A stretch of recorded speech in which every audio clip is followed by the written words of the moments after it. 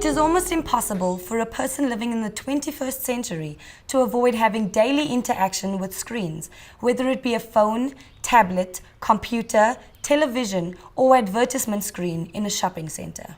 There is so much information on social media warning educators and parents about children's interaction time with screens. With this volume of information, it is often very hard to distinguish what advice to follow. Join us today as we explore some of the facts and expose some of the fallacies about children's screen time. Excessive screen time interferes with children's social, emotional, and cognitive development.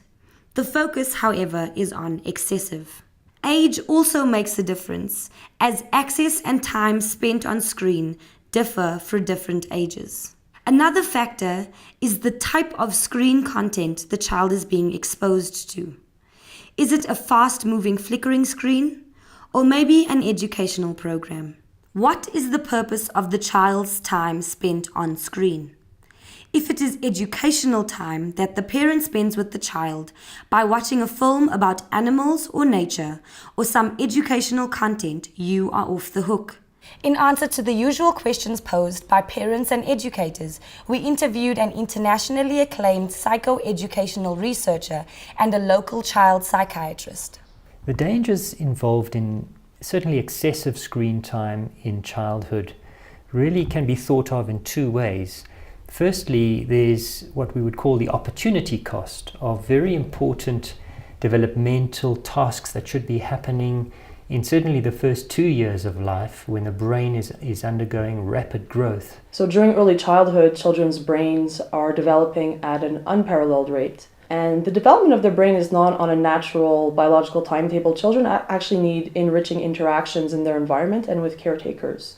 So the more time children spend with the television or videos, they just simply have less time to spend in activities that are way more developmentally enriching. So interacting with the 3D environment, playing outdoors, or simply practicing some of their social skills with other children or with caretakers. Other important developmental tasks might be sufficient exercise and cognitive stimulation through all 5 senses. There's some other more recent research that's coming from the field of neuroscience that finds that immediately following children's television exposure, and this is particularly if they're watching shows that are unrealistic, that have very quick changes in scenery, that present some unrealistic or magical content. This seems to have an overwhelming effect on young children's brains and to impair their attentional skills and executive functions immediately after viewing. So we could imagine that children that are consistently exposed to those types of contents might develop some more specific attention and self-control problems. And then we know after that, well, self-control and attention are central not just to academic achievement, but also to their eventual social competence. Early excessive screen exposure to fast-paced material kind of preconditions the brain to expect high levels of stimulation. Then when that child sits in class and listens to their teacher relating a story, for example, at a normal pace, that brain is not prepared to actually listen properly and take in the information that it needs to take in. Negative influence of screens is probably due to the blue light that children are exposed to. We also know, however, that many children, at least in North America, but probably in Europe and South Africa as well, have televisions in their bedroom. And this is also associated with children's decreased sleep quality, but also their unhealthy weight gain across childhood. For every hour of television exposure that a child has before the age of 3, there is a 10% greater chance of that child developing attention deficit disorder or clinically significant concentration problems at the age of 6 or 7, at school-going age. If these are the dangers, then what are healthy screen time habits? Most pediatric societies agree that children under the age of 2 should not be exposed to screens of any kind, with the exception, however, of Skyping or FaceTime. Then from 2 to 5, most experts recommend that children be exposed to no more than 1 hour per day.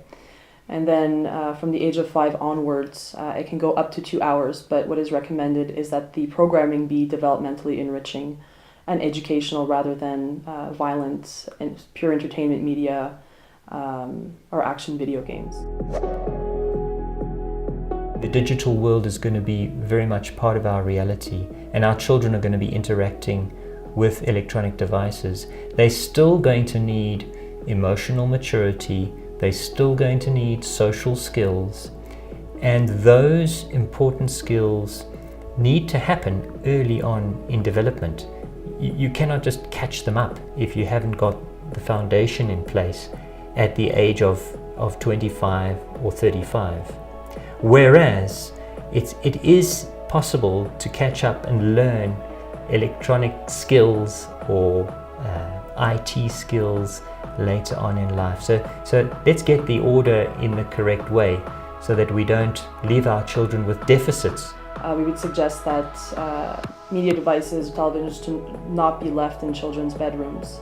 That as much as possible, media try and be centralized so that viewing occurs in a family room where there can be some form of supervision.